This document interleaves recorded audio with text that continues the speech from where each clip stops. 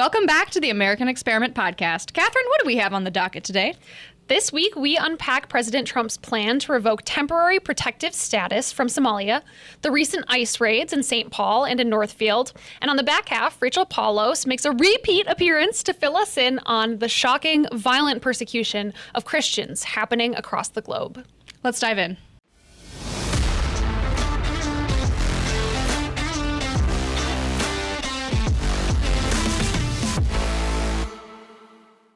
Well, we have some pretty serious news stories to cover this week.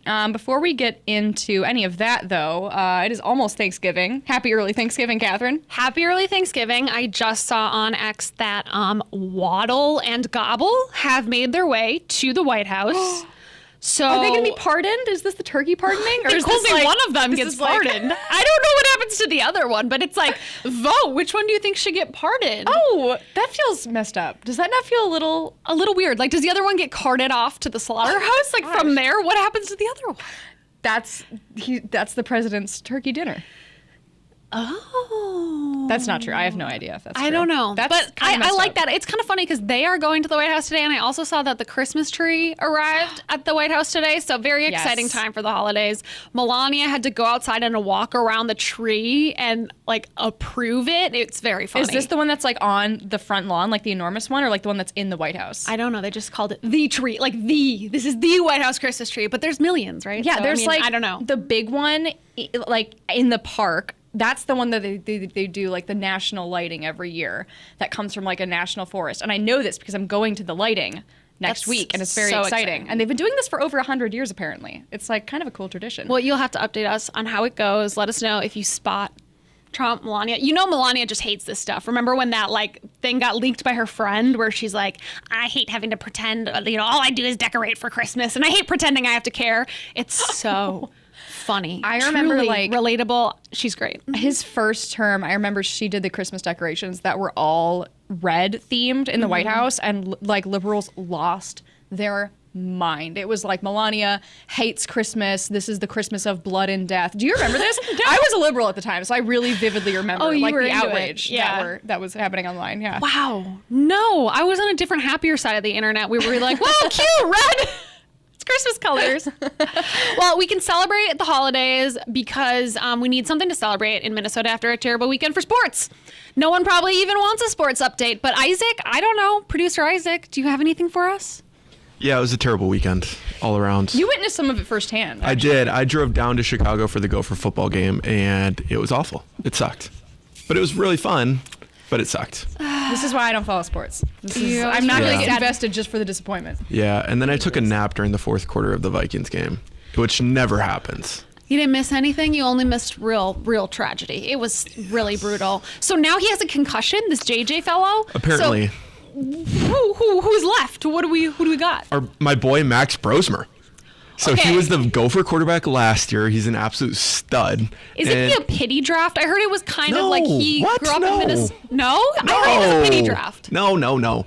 Maybe we signed him as a pity signing. Okay. But we signed him with the full intention of him being on the practice squad, which is not the full-time squad, it's just the practice squad. And then he beat out another quarterback to be on the actual roster. And now he's our second string quarterback. So he's moved up the ranks. Cinderella story. Yeah, he moved up from like fourth string quarterback to second string quarterback, and now he might start next Sunday. Okay, that's enough sports. Okay. For now, but thank you. I've hit my limit. I've hit my limit. Also, you got me on the strings. I was like, what is he talking about? Left your realm. I left. Understanding. Yeah. Also worth mentioning, in the spirit of thankfulness and Thanksgiving, thank you to everyone who donated to American Experiments Give to the Max campaign last week. This was by far our biggest year ever. I mean, by a mile. So just thank you to everyone who supported our work. None of what we do would exist without you. It was an amazing year. Yeah, it was amazing. So thank you. We really appreciate it and appreciate all of the listeners too. Definitely on the top of our list of things we are thankful for this year. Well, that's probably enough uplifting content. Yeah, for let's today. get You guys sad. are probably tapped out, right? let's get sad. Well, the big thing in the news, as many people have seen over the weekend, President Trump tweeted, this was Friday night actually, that he plans to revoke the temporary protective status from Somalia. So this would be a somewhat symbolic gesture. It would impact at most around 430 Minnesota residents from Somalia on this temporary protected status, or TPS, you'll call it, not to be confused with TDS. It's not that. That is Trump derangement syndrome. PS. Okay. PS, Just to be clear. These temporary protections have been in place for 34 years, not so temporary. And the last extension was set to expire in March. Anyway, although, yeah, for 34 years, they keep renewing them. I believe it started in 1991, if that's correct math. This status was also recently revoked from Venezuela, you might remember, so it's not an out-of-the-blue move. A lot of people are acting like this is really crazy. It happens to countries when, they're no longer in a state that we are going to take in as many refugees. Something has changed, whatnot. What happened in Minnesota is this report by Chris Rufo came out last week on the topic, primarily of fraud in Minnesota. And I would say most of the article would not be at all groundbreaking to our listeners. I knew everything about it for the most part, except for there was one quote he got from a source that was very shocking. And that is that his source claims that the largest funder of Al-Shabaab is the Minnesota taxpayer. Another source confirmed this claim, saying significant funds were being sent from America to Al-Shabaab networks in Somalia. Whether the money was intended for Al-Shabaab or not, they were taking a cut. So basically what he means is it wasn't Minnesotans necessarily directly sending their money to the terrorist organization, but when you're sending your money to a country like Somalia, terrorist networks are able to take cuts of it because they don't have a controlled central banking system, things like that. So that's insane. It's a bit of a downer to hear that so many of our tax dollars are indirectly going to fund some of the worst terror groups currently active in the world. Yeah. Bit of a downer. So that was really, thank you to Chris Rufo. We've been talking about this for a long time, but this is what really got the attention of President Trump to then make that decision. He saw the reporting highlighted on Fox News on Friday night, banged out a Truth Social, and we'll see. That TPS status will probably be revoked, although it's worth noting, most Somalis in Minnesota are naturalized citizens or were born here and will not be impacted. In addition, those on TPS status will likely have enough time to become naturalized citizens if they so choose to before having the status revoked. So it is really more of a symbolic thing that he's done. Yeah, it's a nuanced issue. And what you're seeing right now on the left is kind of the classic turn to this is racism, this is xenophobic, this is Trump and the right going after people of color, because that's all they have to fall back on. And it's been very telling watching their response to this. It's been, full on panic, basically. And really like fanning the flames of people's fear over this order that most people don't intention that most people don't understand.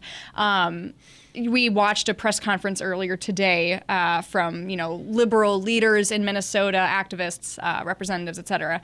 And it was very telling. Not one of them mentioned the word fraud at all. It was only language of, we love our immigrants. We Minnesotans stand with people of color. Like, yes, but fraud. And none of them even acknowledged that was the reason driving we're force having behind this discussion. Exactly. Yeah. Yeah, in the backlash that has come from Trump's decision, some news outlets have even denied the obvious and clear facts from this case. The things we all know to be true. I think even the Star Tribune denied how much money has gone out of Minnesota and been stolen. And they've reported on those numbers themselves. So I think as a think tank here at American Experiment, we can at least make sure everyone is clear on the facts of the fraud happening in Minnesota. Bill Glahn, in his piece, said it is a 100% certainty, based on facts already in the public record, that once we reach the end of the many state and federal investigations and prosecutions of fraud against taxpayers, it will be evident that Minnesota residents of Somali and East African ethnicities were responsible for losses of more than $1 billion. Those will be facts demonstrated in courts of law. It is not support for a value judgment or moral conclusion.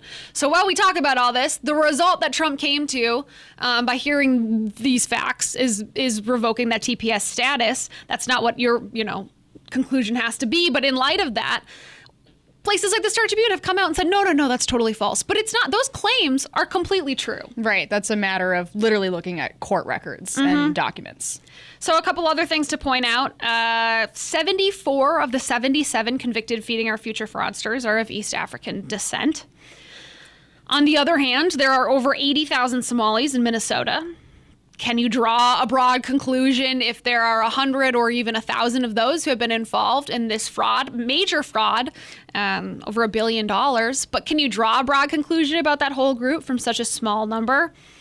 I don't know. I mean, what about when you consider Bill Glahn is always quick to say, my best sources on the fraud going on in Minnesota have been people within the Somali community. They've been people who said, I know exactly what's going on and I want it exposed because those are bad people.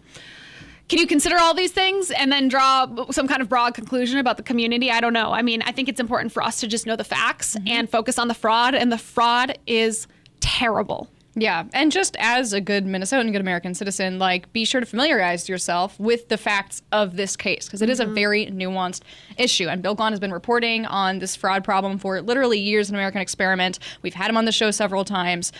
Make sure you read what Trump is proposing and understanding, and understand it before you go and draw conclusions based off of it. Yeah, absolutely. And I think, too, I wonder, based on what you've said, Grace, we watched that press conference this morning with a lot of people from the left. I don't know if they're going about this the right way. If it were me, I think I would love to see people from the Somali community come up and say, hey, we disavow the fraudsters 100%. We have bad people in our community just like everyone else, and we disavow them. And that's not us as a whole.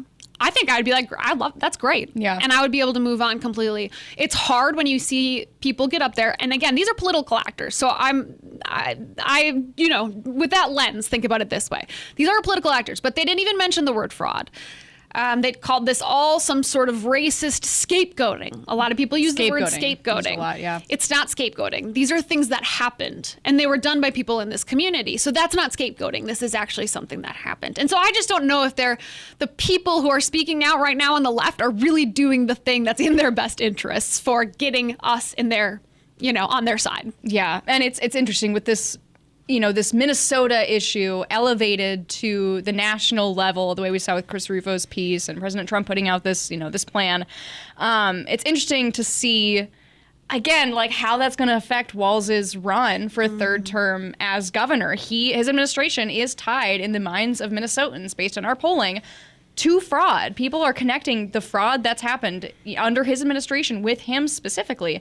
And you've got this piece that came out in the Star Tribune over the weekend, basically questioning, is he still going to be the candidate 6 months from now? And I think that's a really fair question when you see this issue continue to gain more and more and more traction. Mm-hmm. Yeah. I know some people thinking, is he going to drag down the other people, the other Democrats on that ticket? I think it's a fair question, especially when no one in the history of Minnesota has gotten that third term as governor. Is he the one? When $1 billion plus have left on his watch in fraud of our taxpayer money, is he the one who should get a third term? I don't know if a lot of people think he should. Yeah, let us know in the comments. Do you think Walz is going to end up being the candidate on the ticket next year? I'm very curious. Yeah, I think it would be hard to get him out of there, but you never know. We'll see. A lot of time. The other story we wanted to cover on this week's episode are the ICE raids that went down in St. Paul and Northfield in the last couple of weeks. This is coming from KARE 11. Community activists massed at the site of last Tuesday's federal raid at a business in St. Paul to hold a vigil for workers detained by ICE and stage a press conference asking for answers. The Immigration Defense Network gathered at Brotex Inc. That's a terrible name. I'm sorry. Brotex. I can't take that seriously. Anyway, a paper and textile company at 9 a.m. They're asking authorities for clarity on the raid, which ICE says involved conducting a search warrant connected to an ongoing criminal investigation. That's what we're seeing again and again. They're not going after, respectful, law-abiding non-citizens. They're going after people who have serious criminal charges filed against them. IDN wants to know how many people were detained in the raid and what type of property was confiscated. Bill Glahn jumps in at AmericanExperiment.org and adds some context. He couldn't find a nonprofit listing for IDN, but it looks like, quote, a group of activists that's formally organized for the purpose of actively opposing the serving of criminal search warrants. Man, doing the Lord's work out there, aren't they? They're also supported by the mayor-elect of St. Paul, Collie Herr. Care 11 goes on. According to relatives, 14 people were detained Tuesday in the raid in St. Paul. ICE says the raid was part of a federal criminal investigation, but hasn't said much more than that.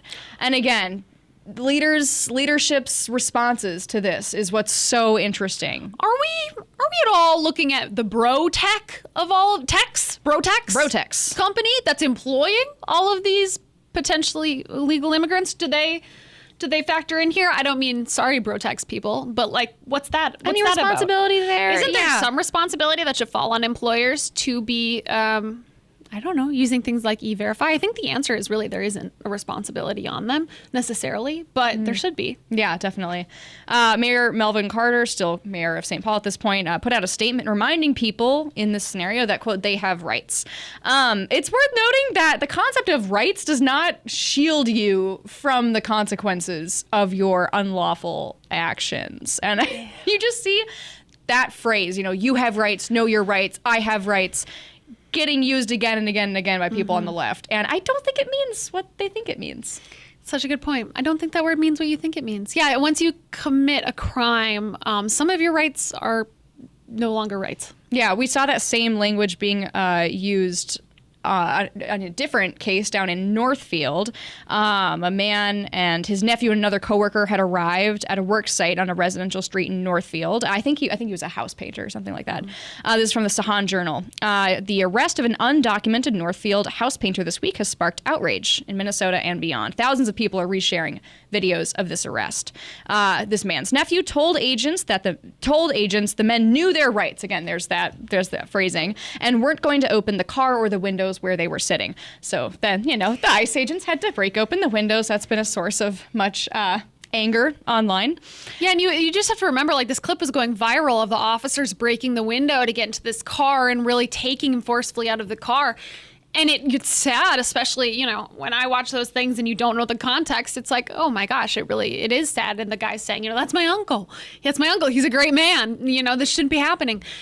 It's hard. So you just have to remember when you see those things online to figure out what the context is and make sure you know what you're looking at before sharing, posting, and, re-upping these narratives that we should feel so much sympathy for these people when there has been a crime committed. Yeah, you get farther down into the piece and you hear that, yes, this man has lived in Minnesota without work authorization and legal status for about a decade.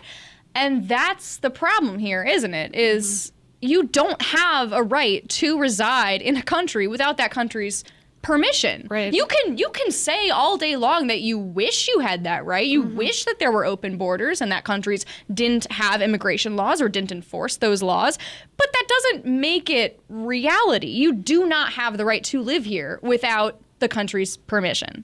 Yeah, and people staying here for over a decade, this is a lot of the problem you see, and then they become so enmeshed in these communities and really integral parts of our communities, these immigrants, but they haven't done it the legal way. Right. And at some point we have to enforce our laws, even though emotionally it's difficult and, those videos are hard to see. Yeah, and that's the problem, isn't it? Is if our laws had been enforced up front, this situation wouldn't be happening. And unfortunately, we've had administrations in the past who have allowed illegal immigration like this to continue unchecked, and now we're put in this painful situation where people are having to be kicked out of the country. Yeah, that's exactly right. It's also worth noting, Bill Glahn continued at AmericanExperiment.org. There are serious changes being made that you should be aware of in how immigration cases are handled. Hundreds of people are seeing their immigration case dismissed, only to then be arrested outside of Fort Snelling courtroom, that's the federal immigration courts, and placed in expedited removal. The idea here is that by the government moving for dismissal of these pending immigration cases, the illegal aliens can be placed into an expedited process for quicker deportation. Now, obviously, you're seeing a lot of pushback from, immigration activists over this change. And the thing to keep in mind is the incredibly slow pace of immigration court has always been their allies. So these cases will get dragged out literally for years and years and years. And again, this is something Bill Glahn has documented for years at AmericanExperiment.org. And they just continue to live and work, and there's no consequences to their actions. So a change did need to happen here. Yeah. I mean, it's never good that our system is so slow that there's no justice. That's exactly the opposite of what we want, whether it comes to criminal court, immigration court, whatever. something that moves glacially slow, as he puts it, is not ideal. Yeah, he ends this piece by saying, quote, in the framing of activists, rights instead should operate more like force fields, protecting the defendant from the law to the point of erasing the existence of the law. And that's exactly what we were saying, right? The term rights is not a magic term to get you out of the consequences of the actions that you've taken. Yeah, I have a right, for example, to be rich. Let's make that happen. Anyone? Yep. I'm waiting. So, you know, I don't know. This rhetoric, though, I think does get to people, and it does encourage people to do the wrong thing in situations where, you know, you should, if you're being arrested, you should not fight back. Just comply. It's not the time to fight back. After you are arrested, then you fight back. But the cop who's charged with bringing you in, absolutely not the right person to fight back against. And these are the things we should be telling people about, and absolutely provide resources like the nonprofits that actually want to provide legal resources and things like that to people. So be it. But you should not be instructing people to fight back so that the officer then has to break into your car and drag you out. Absolutely not. That is terrible advice from leaders on the left. Exactly. The rhetoric of know your rights and stand up for yourself. And like the don't follow illegal orders issue that we had with Trump and the armed forces, you know, last week. It's all terrible advice. Don't listen to it. Just cooperate and then fight back, you know, if necessary, when appropriate. Fight back, you know, legally. Yeah. We're going to kick things over now to Kathryn and I sitting down with Rachel Paulose of Upper Midwest Law Center, talking about the just absolute shocking and heartbreaking violent persecution of Christians that is happening around the country, and especially in Nigeria with the news that broke over the weekend. American Experiment is supported by thousands of individuals like you. To join the movement, go to www.americanexperiment.org and click the yellow donate button. From all of us here, thank you. We're joined now in studio by Rachel Paulose, senior litigation attorney at the Upper Midwest Law Center. Rachel, it's so good to have you back here with us on the American Experiment podcast. Thank you for inviting me back. So you had an article a few weeks ago in, I think it was The Spectator, talking about the modern persecution of Christians and how it's such a more intense and widespread problem than people realize. And you went through some of the areas in the world where this is happening. And there have been so many recent developments just in the last few weeks since your article came out, specifically with Nigeria, that we wanted to bring you back and kind of go through it with you. Thank you. I appreciate this opportunity to speak about it. This is a subject on which Christians in the West shamefully have been asleep. And I think while some people have been trying to sound the alarm for some time now, I really believe in the concept of a universal church, and when Christians around the world suffer, we suffer here too, despite the fact that we live in the most amazing country in the world, and we have a First Amendment, we have freedom of religion. We need to be paying attention to what is happening to our brothers and sisters who are suffering for their faith around the world. Right now, Grace and Kathryn, there are about 380 million Christians who are suffering for their faith around the world. So in Africa, 1 in 5 Christians is being persecuted simply for being a Christian. 2 in 5 Christians in Asia are being persecuted simply for the fact of being Christian. And violence against Christians has doubled in the last 30 years. So the trend is not going in a good direction. It's going in a terrible direction. And this is religiously motivated violence against Christians because of their faith. Yeah, that's something that we've heard in the last few weeks. We're hearing this narrative that the violent acts that are happening in Nigeria are not actually targeted at Christians. It's just, there's violence in those areas and Christians happen to be affected by it. Is that accurate? Well, and one of the things that I think these people point out is that there are some Muslims dying too. There's just mass chaos. Christians, you know, the West is being dramatic. They aren't specifically being targeted. What do you make of that, Rachel? That is absolutely false. And offensive. In the last 15 years, 19,000 churches have been burned to the ground. Those churches were targeted because they were Christian places of faith. In Nigeria, on average, every 2 hours, a Christian dies. This is outrageous, and it is targeted towards Christians. Just since in the last 3 weeks, since we last spoke, gunmen attacked the Christ Apostolic Church in the state of Kwara during a worship service, killed 2 people, and kidnapped another 38. I think in part because of the pressure that is starting to come from the West. We're hearing news reports that some of those people may have been rescued in the last 24 hours. But again, girls were kidnapped from a boarding school in the state of Kabai. Again, in the last month, 25 girls were kidnapped from a Christian boarding school. And so, yes, there is violence in Nigeria, there is unrest, but there is a Muslim government that is dominated by Muslim fundamentalists that is either turning a blind eye towards the violence that is targeting Christians, or it is openly allowing it to happen unchecked and rampant in that country. I've been hearing a lot more about this, like you say, in the last couple of weeks, since you wrote about it, actually, Rachel. That was one of the first times it really, I know there's generally always Christians that face horrible conditions all over the world, but is there a reason that it's being talked about more? Is it getting worse in any way? And then who is to blame for this? It's happening all over the world. So maybe let's focus on Nigeria for a moment and talk about who is really perpetrating this violence. In Nigeria, there are roaming gangs of like Boko Haram and other gangs that are either controlled by Islamic fundamentalists or other Islamic groups that are perpetrating this violence against Christians. We're seeing something similar that is happening in the broader North African or Middle Eastern region. So, for example, ISIS has been carrying out unchecked violence against Christians in parts of the Middle East, including in Iraq, where they drove out a Christian community in Nineveh that was 2,000 years old, almost as old as the faith. They were selling women and children as young as toddler age in sex slave markets. They were gang raping women, beheading men, crucifying men, women, and children. And this is part of the ISIS ideology, is to drive out Christianity wherever it's found. You write in your article that Congressman Riley Moore has described Nigeria as, quote, the deadliest place in the world to be a Christian. This year alone, Nigeria, at least 7,000 Christians have been put to death. As you said, more than 19,000 churches have been burned to the ground or attacked since 2010.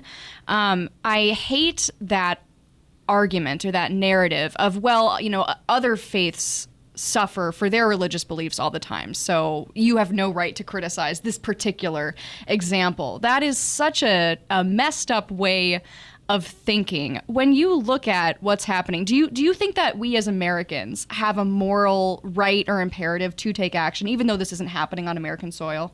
I think the defining aspect of America has always been a willingness to stand up for truth and justice, not only in this country, but around the world. And we have fought and died across the globe to vindicate values of truth, including freedom. And we did that in World War I, in World War II, during the Korean War, the Vietnam War, during the Persian Gulf War. And so other countries have embraced American action and asked for our help.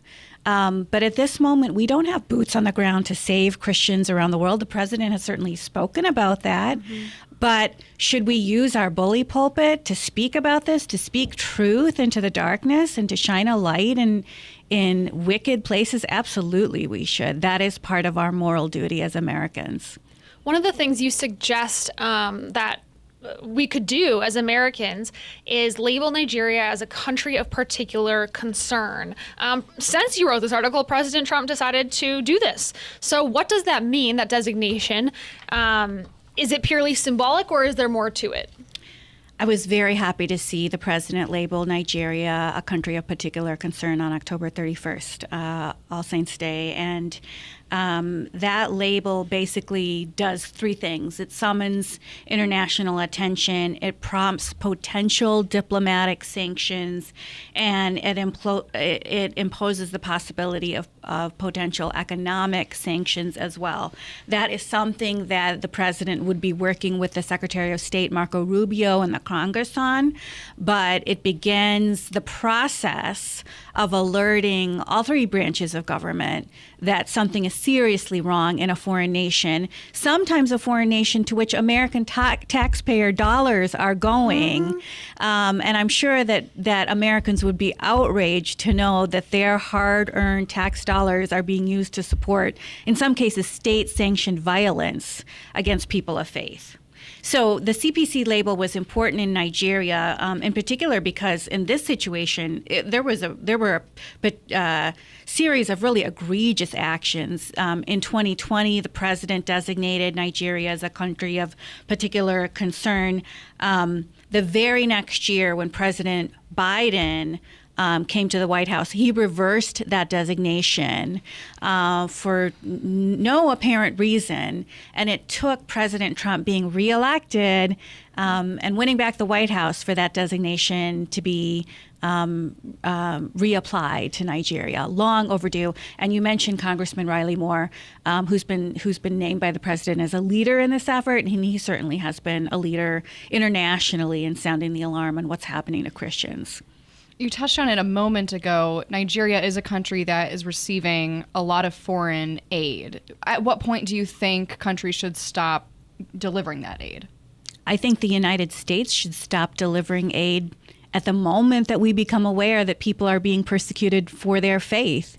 And let me be clear, no one should be persecuted for any faith, whether it's a Christian or a Muslim or a Hindu, whatever faith background. We believe in that. Again, as Americans, we believe in that fundamentally, that people have a right to choose their own faith journey, and our First Amendment protects that in this country.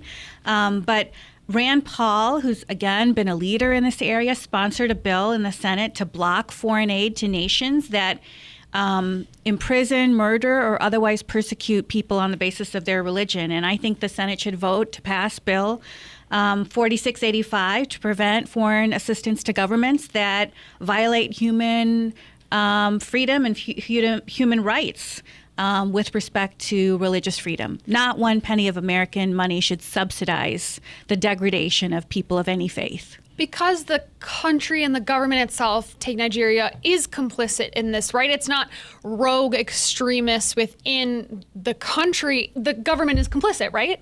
It seems that the government is complicit given the waves of violence. There are certainly gangs of violence. There are certainly gangs of marauders and bandits that are also responsible. But if the government claims to have any authority in that nation, then they certainly have the responsibility to rein in that violence. So we've focused primarily on Nigeria so far in this conversation. I know that there's persecution of Christians happening around the country. We'll move to other countries in just a moment. Before we move on, there's been an interesting development in that, pop culture icon Nicki Minaj has suddenly become a very public advocate for, heightened attention and concern over what's happening in Nigeria. She spoke at the United Nations in New York just last Tuesday, highlighting those Christian killings. She even thanked President Trump specifically for prioritizing the issue and for his leadership on the global stage.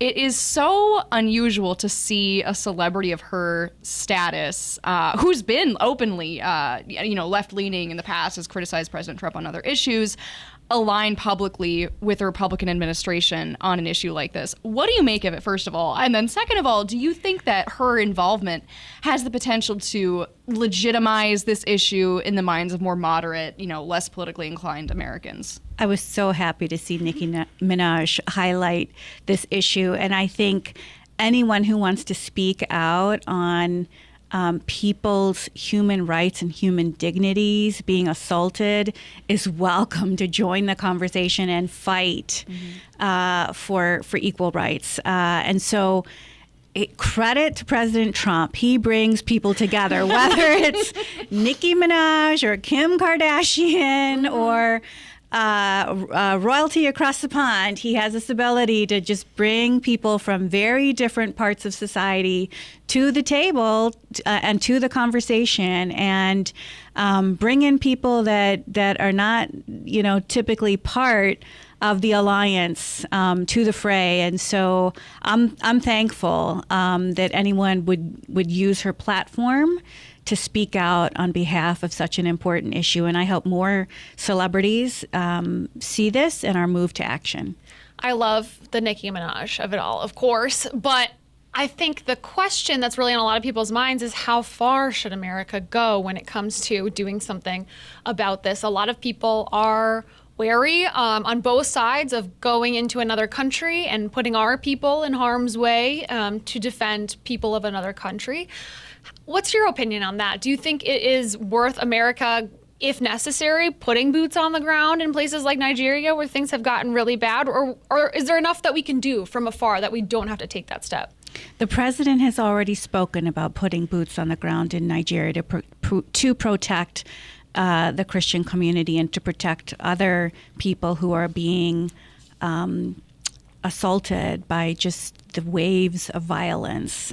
Again, that is specifically targeting the Christian community, but that is affecting others as well.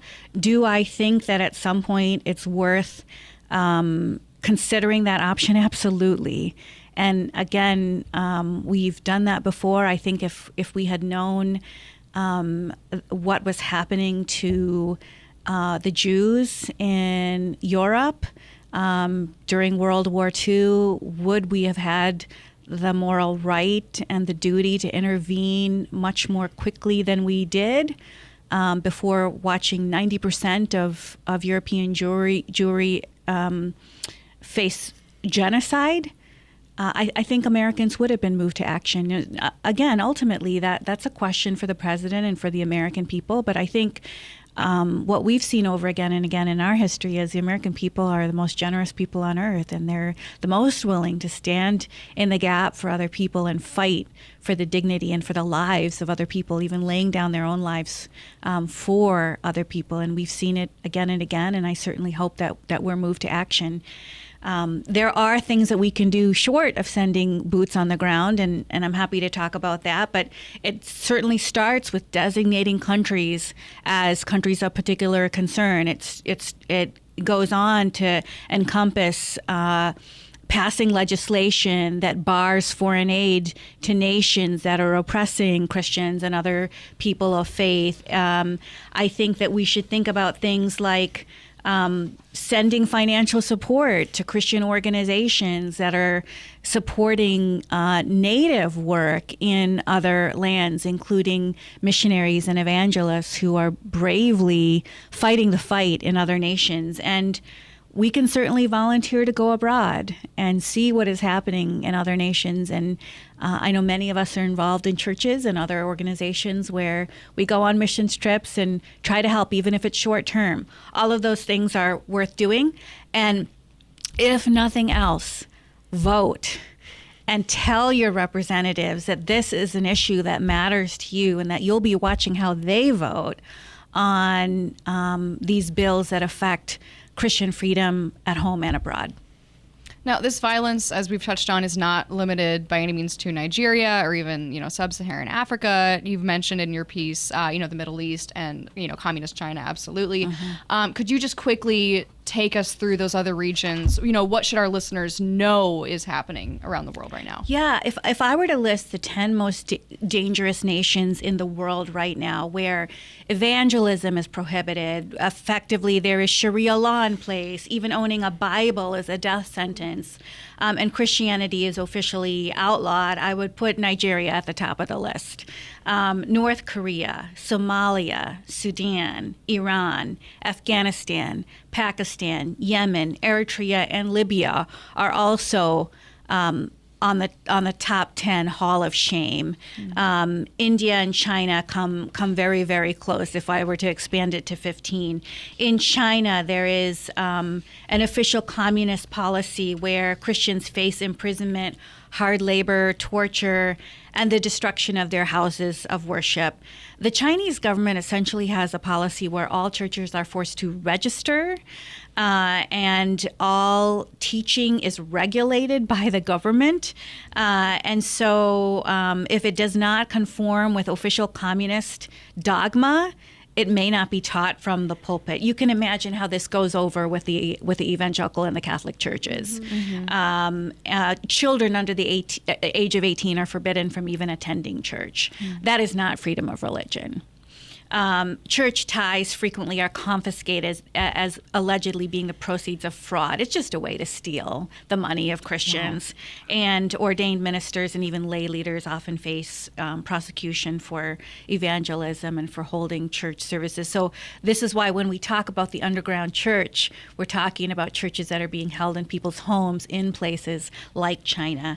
Similarly, there was a real turn in India around the turn of the century. For almost 2,000 years, Christianity had flourished in India. And now, granted, less than 3% of people in India are Christian, but it had been allowed by the government as a religion that was not persecuted. And then something happened with a Hindu nationalist government taking over and Hindu nationalist political parties coming to power. And so just last year, there were about 834 incidents targeting Christians for violence in India. 12 states in India have passed anti-conversion laws. So any attempt to win over converts from Hinduism in particular is punishable by jailing and death. And I want to tell you a story about one missionary in particular whose story really impacted me. Graham Stewart Staines was an Australian Christian missionary to North India. He had been working in a part of India called Orissa in the north since 1965 as part of a mission to minister to people in abject poverty and also to lepers with whom nobody works. And he was there with his wife Gladys and his 3 children, Philip, Timothy, and Esther. He was ministering to the jungle people in North India in 1999. There was no place to sleep, and so he and his boys, Philip and Timothy, were sleeping in their van when they were surrounded by a mob of about 50 people armed with axes, torches, and other weapons. That mob attacked the van, burned it, with Graham Staines and his boys inside. When they tried to escape, they prevented them from doing so. When the police found their bodies the next day, Graham Staines still had his arms wrapped around his little boys. His 13-year-old daughter, when asked how she responded to that, said, "I praise the Lord that he found my father worthy to die for him." Oh my gosh. And his wife stayed in India for another 5 years, which is beyond my ability to comprehend. But these are the kind of people who are suffering and dying in other parts of the world, and we should be motivated and inspired by those stories. And I know in my family, my grandfather, who was a senior citizen at the time that Graham Staines was murdered, and an ordained Baptist minister, decided it was time to try to go back to India and try to be an evangelist. He decided that was a good time to try to evangelize, and we tried to talk him out of it. My grandfather was a very strong-willed man, and my grandmother was maybe as strong-willed as he was, and so they both went back. Or they tried to go back, I should say, and they had founded a missionary organization, began to raise funds for training pastors in India, for building churches, for supporting the work of the gospel in India. Well, when they landed in India, they were detained, interrogated, and sent back by Indian authorities, who forcibly expelled them and ordered them never to return to the country again. And they were labeled as Western proselytizers. We were frankly relieved that nothing worse happened, but I will tell you that when my grandfather came home, the first thing he said to me was, "Rahel, I was proud to be born under the British flag. I'll be prouder still to die under the American flag." Oh my gosh. Wow. But this is a testimony that we need to care about, we need to talk about, and we need to do something about. And I'm thinking about Hebrews chapter 11, where Christians often talk about the Hall of Fame of all the people who've suffered for the faith for thousands of years, going back even to the Jewish people, and continuing today to the rampant attacks against the Jewish people as well. The world is not worthy of these people who are willing to die for their faith, but we have to rise up and do more. At a minimum, we have to tell their stories with courage and stand up for their dignity. You mentioned some. Sorry, go on. No, I was just gonna say that's incredible. Yeah, no, I know that's so Wow. galvanizing. What can we do? You mentioned some resources and organizations that maybe you or I could feasibly throw support behind. I think if the Christians of the West could be roused from our slumber, there is so much that we could do. And I'm thinking of 5 organizations in particular that I have been involved with, that I have supported, that I've been proud to give money to, and that I know of people who are working there and are involved with. And so Yeah, and this is so important because especially after seeing some of the things that happened in Israel and Gaza, some of these organizations that we unknowingly give all this money to, like the Red Cross, for example, have acted really poorly in some of these situations, And so it's so important. I love getting references from people like you, Rachel, who know, make sure where you're giving, the money is going to the right place as much as you can tell. And I can assure you with these organizations, the money is going to the right place, and there are ways of checking with the Evangelical Conference of America or the Catholic Church whether these are legitimate organizations. When you look online and research to whom you're giving your money, there's good places to start. I am really proud of the work of the Knights of Columbus, a fraternal organization made up of, started with Italian-American men, but has expanded to all sorts of Catholic leaders, and they're doing amazing work, in particular to address the genocide in the Middle East. And you can find them online at kfc.org. The Voice of the Martyrs is also online, and they're doing a lot to educate us about what is happening to Christians being terrorized around the world. Similarly, Open Doors International has a lot of information about what is happening and why it is happening to Christians, to answer some of the questions you asked me earlier. And they've got a lot of statistics and hard proof about the harassment, the persecution, and the torture that is happening abroad. I like Christian Freedom International, which is another outstanding organization that supports workers in many lands and plants people in dangerous countries who are essentially working underground to protect Christians and spread the word. There is an official government organization called the U.S. Commission on International Religious Freedom that documents, tracks, and organizes this information. And you can look at their website to find out, again, what is happening from the perspective of the government of the United States.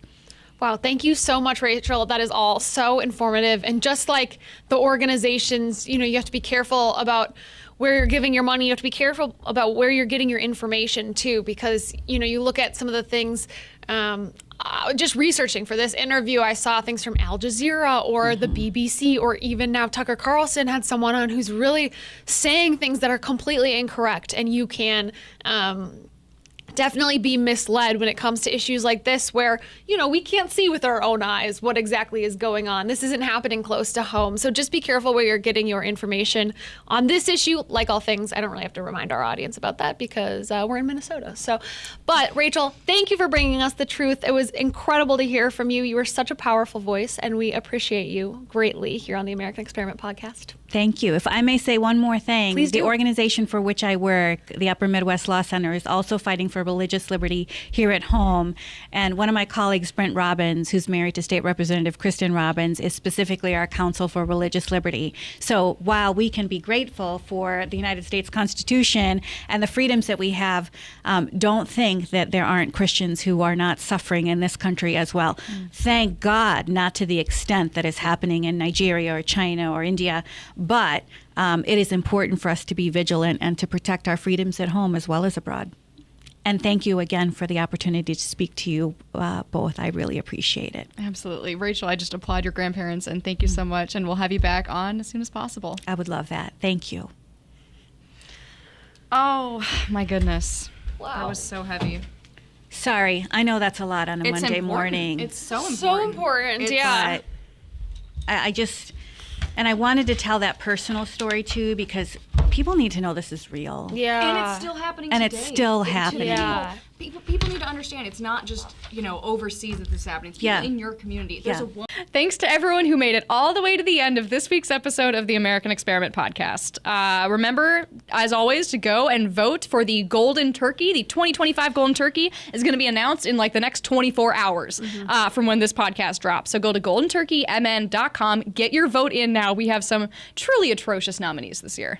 Do we get to pardon any of them? What if we pardoned? Oh. I'm just wondering how we can kind of cross this over with the pardoning. Okay, We'll get on that. We'll get right on that. Also, happy Thanksgiving, everyone. Enjoy your turkeys at home and enjoy the time together. We are so thankful for you. We are thankful for Minnesotans everywhere. We appreciate you for watching and listening. And as always, remember to like, share, comment, subscribe, turn on notifications, do all those things to help us reach more people. Happy Thanksgiving, and we will see you next week.